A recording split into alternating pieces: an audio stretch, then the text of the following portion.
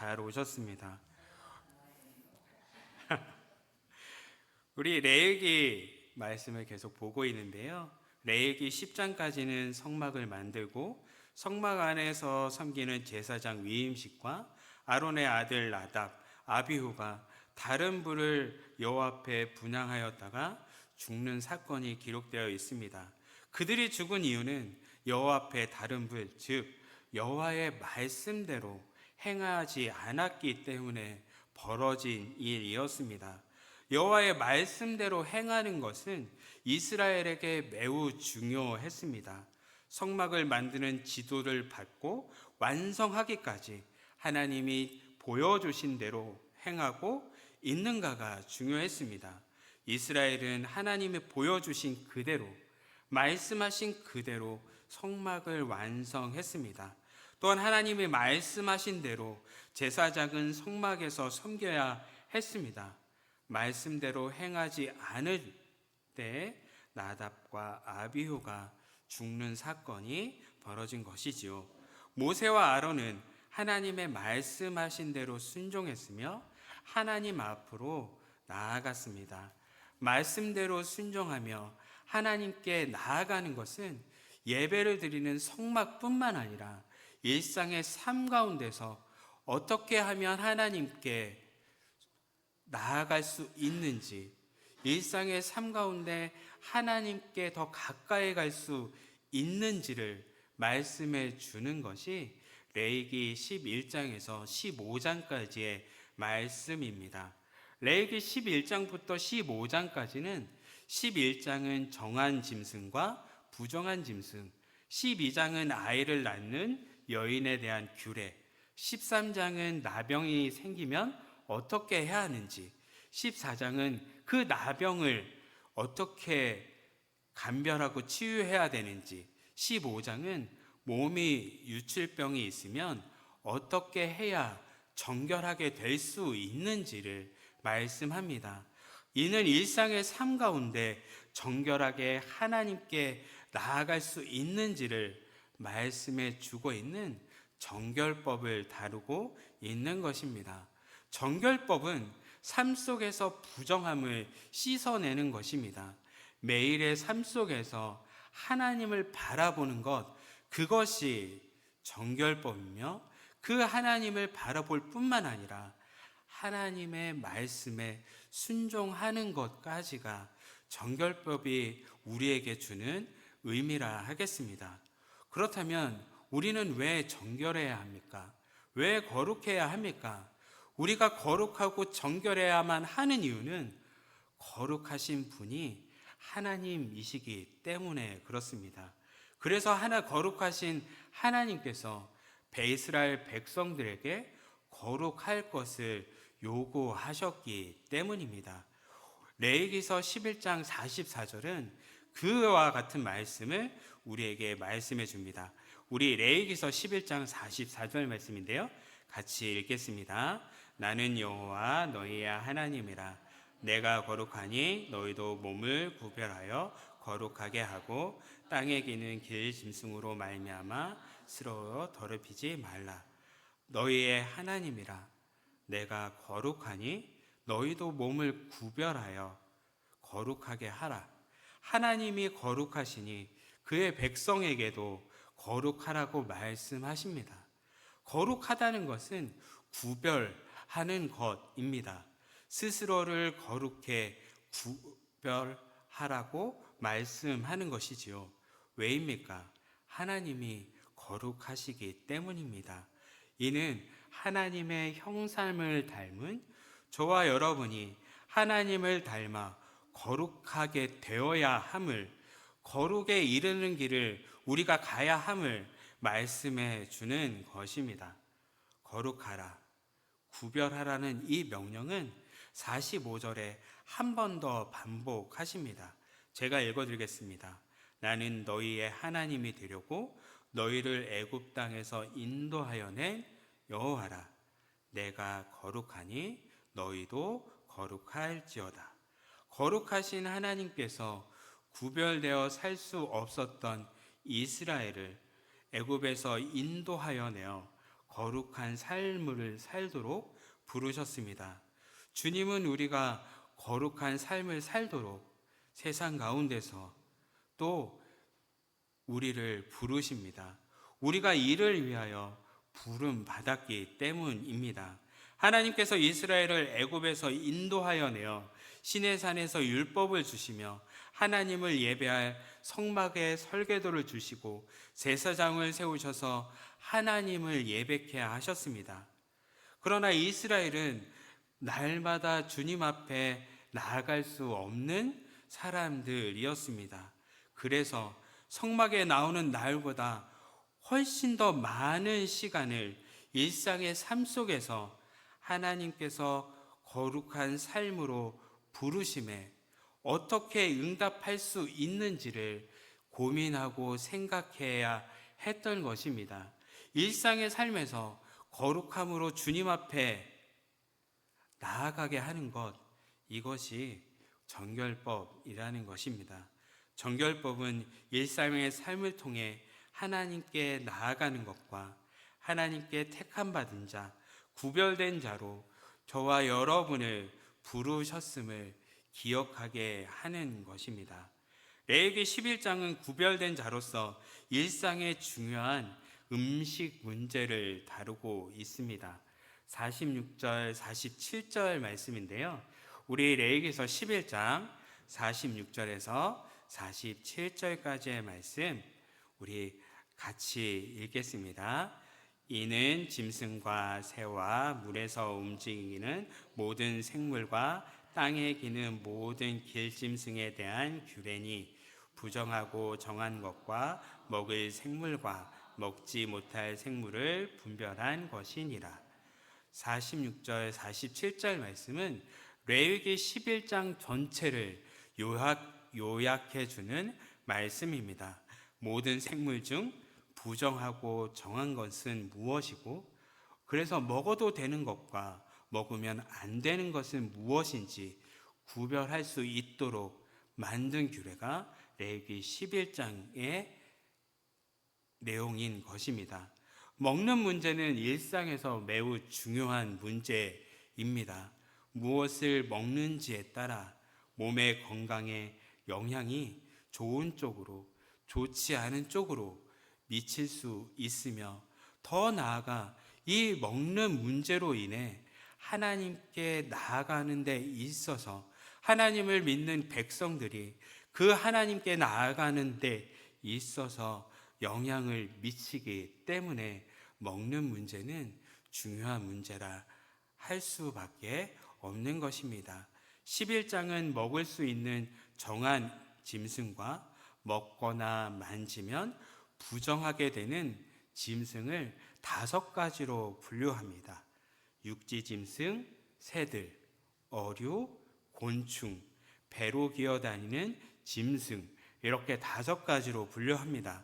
문제는 하나님이 짐승들을 창조하실 때 모두 정한 동물로 창조하셨지만 오늘 읽은 11장의 정결 규례에 나오는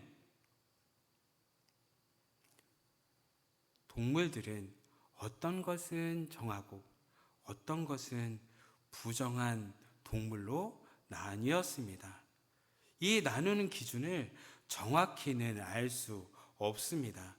먹을 수 있는 짐승은 굽이 갈라져 쪽발이 되고 새김질하는 동물입니다. 굽이 갈라지고 새김질하는 동물은 주로 초식 동물, 소, 양, 염소 등이 해당됩니다. 초식 동물 중 새김질은 하지만 굽이 갈라지지 않는 토끼, 새김질하지 못하는 돼지, 육식하는 동물은 부정하다 하여 먹을 수 없었습니다. 어류는 지느러미와 비늘이 있는 것은 먹을 수 있었지만 비늘이 없거나 지느러미가 없는 어류들은 먹을 수 없었습니다. 새들은 맹금류의 독수리, 솔개 등은 먹어서는 안 됐고, 날개 달리고 네 발로 기어다니는 곤충은 가증보다 더 혐오스러운 부정한 것으로 치부하였습니다. 배로 기어다니는 두더지, 쥐, 도마뱀, 악어 같은 짐승도 가증한 것으로 먹어서는 안 되는 부정한 짐승입니다. 하나님은 이렇게 짐승을 5가지로 분류하고 어떤 짐승은 정하고 어떤 짐승은 부정하다고 말씀하셨습니다. 하나님은 어떤 기준으로 정하고 부정하고를 정하셨는지를 말씀 가운데는 설명하지 않으셔서 그래서 어렵습니다. 하나님이 설명하지 않으셨기 때문입니다. 그래서 많은 학자들은 이 동물들을 어떻게 분류했는지 다양하게 설명하곤 합니다. 크게 3가지로 설명하는데요. 먼저는 하나님께 기준을 두는 것입니다. 하나님이 주권적으로 구분하셨기에 구분하는 그 기준은 하나님만 아신다는 설명입니다. 또한 다른 것은 이방 짐승은 이방 제의에 사용되었기에 금지되었을 거라 설명입니다. 부정한 짐승인 돼지를 신성한 제물로 사용되는 것이 이방 제물에 사용된 적이 있습니다. 때문에 돼지를 금기시 여기는 이스라엘 백성들의 눈에는 그 짐승이 훨씬 더 가증한 것으로 보였을 것이기에 금지했을 거라는 설명입니다. 마지막으로는 위생적으로 건강의 문제로 설명하기도 합니다. 고대 근동의 날씨는 더운 날씨, 먹을 것은 적은 가운데 돼지와 토끼 같은 경우는 병을 옮기는 짐승으로 이를 멀리하게 하기 위한 견해들이 있습니다. 많은 학자들이 각자 자기만의 분류 기준을 다양하게 설명하려 하지만 온전히 설명할 수 있는 것은 없습니다. 그러면 왜 어떤 짐승은 정하고 또 어떤 짐승은 부정한 것을 하나님께서 정하셨을까요? 구약시대야 음식 규례대로 먹을 수 있는 것과 먹을 수 없는 것들이 있지만 신약시대 예수 그리스도께서 있을 당시와 지금까지는 우리에게 먹을 수 있는 것, 먹지 못하는 것은 없습니다. 예수께서 이렇게 말씀하셨기 때문입니다. 밖에서 사람의 몸속으로 들어가는 것이 사람을 더럽히지 못하게 한다고 말입니다. 그렇기에 정한 음식과 부정한 음식을 나누는 기준에 우리의 생각과 마음이 거기에 담겨 있다면 정작 이 규례를 주신 하나님의 말씀은 보지 못하게 될 것입니다.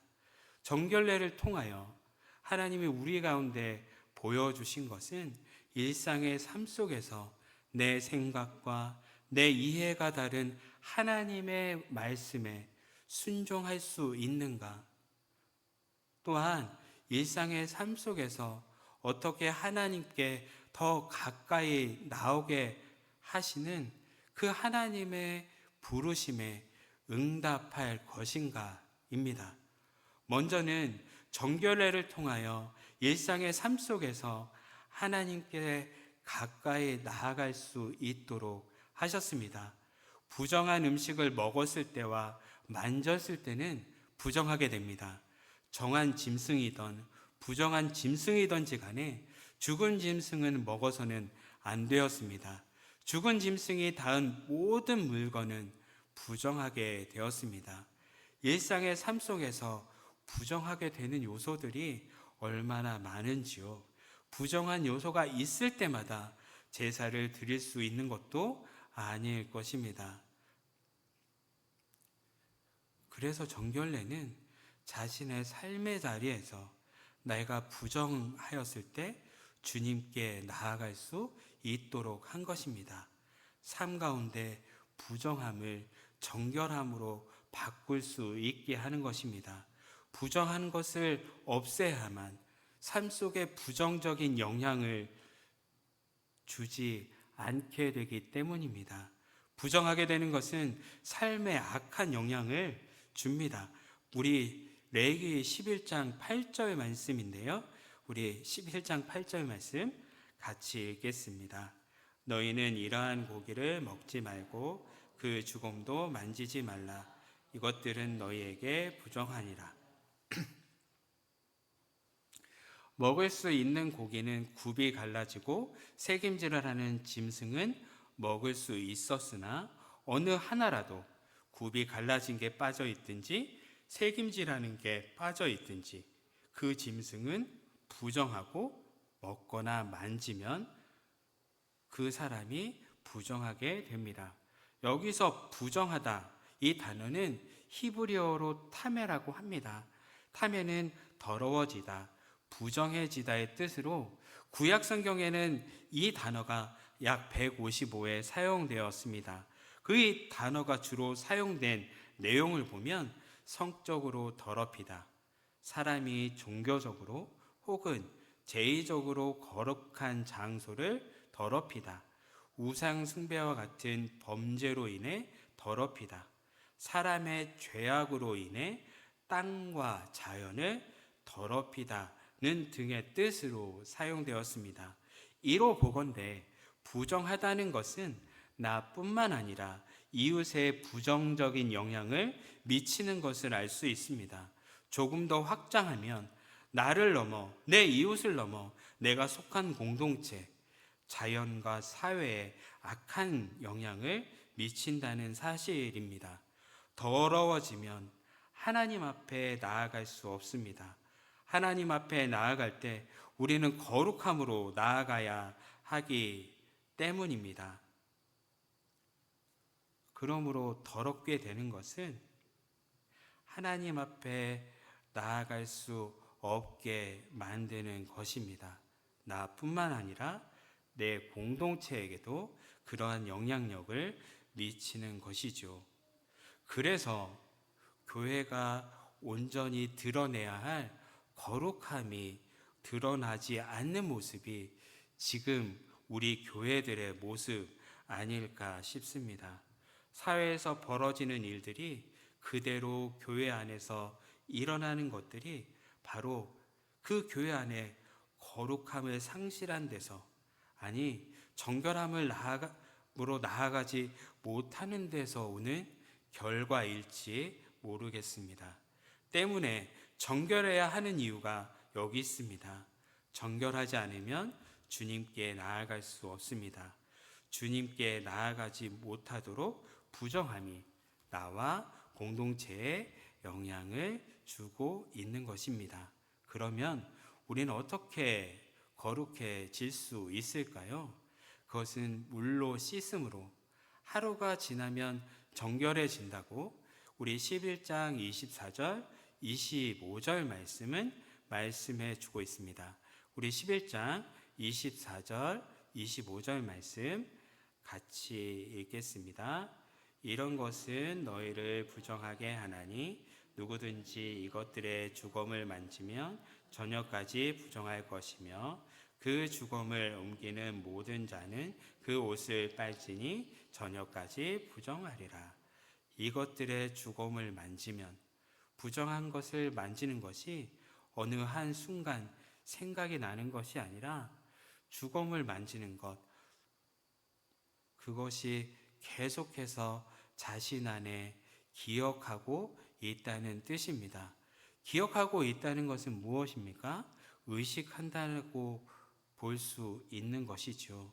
늘 기억하고 있는 경우에는 물로 씻음과 저녁을 지나 새로운 날이 되면 그 부정함이 없어진다고 말씀하는 것이 24절, 25절의 말씀인 것이죠. 의식하고 있다는 것은 그의 시선이 하나님의 말씀을 향하여 있다는 것일 것입니다. 일상에서 뗄 수 없고 가장 작은 일이라 할 수 있는 먹는 그것으로 하나님을 바라보는, 또 하나님께 나아가는 통로가 되는 것입니다. 의식하고 생각하게 하시는 것은 매일의 삶 속에 거룩함에 이르는 그 길 가운데 우리를 초대하시는 하나님의 초대인 것입니다. 그 부름은 하나님 앞으로의 부름이며 회개함으로 나와 주님께 더 가까이 나아갈 수 있도록 하는 그의 백성들을 향한 부름입니다. 우리의 마음의 생각과 찔림이 있다면, 그래서 주님 앞에 정결함으로 나아가야겠다는 마음이 드신다면 주님이 정결함으로 부르시는 초대인 것입니다. 우리가 이 초대에 응답하여 주님 앞에 매일 나아가시는 저와 여러분 되시기를 소망합니다. 또한 정결례는 주님의 말씀이 우리가 생각과 다르더라도 말씀에 순종하는 자리, 결단의 자리로 초청합니다. 32절에서 35절까지 말씀을 함께 읽겠습니다. 이런 것 중에 어떤 것의 주검이 나무의 그릇에든지 의복에든지 가죽에든지 자루에든지 무엇에 쓰는 그릇에든지 떨어지면 부정하여 지리니 물에 담그라. 저녁까지 부정하다가 정할 것이며, 그것 중에 어떤 것이 어느 질그릇에 떨어지면 그 속에 있는 것이 다 부정하여 지나니 너는 그 그릇을 깨뜨리라. 먹을 만한 축축한 식물이 거기 담겼으면 부정할 것이요, 그 같은 그릇에 담긴 마실 것도 부정할 것이며, 이런 것의 주검이 물건 위에 떨어지면 그것이 모두 부정하여 지르니 화덕이든지 화로이든지 깨뜨려 버리라. 이것이 부정하여져서 너희에게 부정한 것이 되리라. 아멘. 하나님의 말씀과 내 생각이 부딪힐 때, 다를 때 우리는 그 하나님의 말씀을 순종하기 어렵습니다. 무엇보다 이해되지 않고 그 하나님의 말씀이 합리적이지 않다고 생각된다면 그 하나님의 말씀을 더 받아들이기 어려운 것이죠. 왜입니까? 내 생각이 더 합리적인 생각이어서일 것입니다. 그래서 모든 짐승 중에 땅에 기는 그 짐승은 일상 중에서 쉽게 볼 수 있습니다. 그 짐승이 얼마나 작습니까? 그 짐승이 죽음으로 나무 그릇, 의복, 가죽, 자루에 닿으면 부정하게 됩니다. 부정하게 되면 그 옷을 물에 담가 정결하게 해야 하는 것이죠. 나무 그릇을 물에 담가는 것은 쉽습니다. 그런데 그 부정한 것이 질그릇에 떨어지면 어떻게 하라고 하십니까? 부정이 질그릇에 스며들기 때문에 물로 씻어도 완전히 제거되지 않으니 깨뜨려 버리라 하십니다. 질그릇을 깨뜨리는 것은 조금은 아쉽지만 순종할 수 있을 것 같습니다. 조금 손해보는 것 같아도 순종할 수 있을 것 같습니다. 하지만 질그릇보다 더 가치가 있는 화덕과 화로의 경우라면 어떻습니까? 화덕과 화로는 만들기도 어렵고 그 값이 꽤 나가는 물품입니다. 화덕과 화로에 부정한 것이 떨어지면 주님은 깨트리라고 말씀하십니다. 내 생각으로 조그만한 그 부정한 것이 떨어졌다고 해서 화로를 깨트리는 것은 아깝다는 생각이 들 수 있습니다. 죄가 스며들지 않았을 것만 같고 그 부분만 잘 씻으면 될 것 같은데 깨트리라 하십니다. 하나님 말씀과 꼭 그렇게 해야 되느냐 하는 내 생각이 부딪히게 되는 것이죠. 그 내 생각이 부딪힐 때 무엇보다 하나님의 말씀이 우선이 될 수 있기를 소망하는 것입니다. 말씀에 순종하여 내 생각과 내 이해를 내려놓고 순종의 자리로 나아가시는 저와 여러분 되시기를 소망합니다. 저와 여러분이 일상의 삶 가운데 정결함으로 주님 앞에 나아가야 합니다. 우리의 마음과 시선이 주님께 늘 고정되어 주님의 부르심에 응답하여 나아가며 주님이 말씀하시면 내 기준, 내 이해의 생각을 내려놓고 주님의 말씀에 순종함으로 결단함으로 나아가 다른 무엇보다 더 사랑하는 그 주님을 사랑하는 자리로 나아가시는 저와 여러분 되시기를 주님의 이름으로 축복합니다. 우리 찬양하며 기도의 자리로 나아가겠습니다.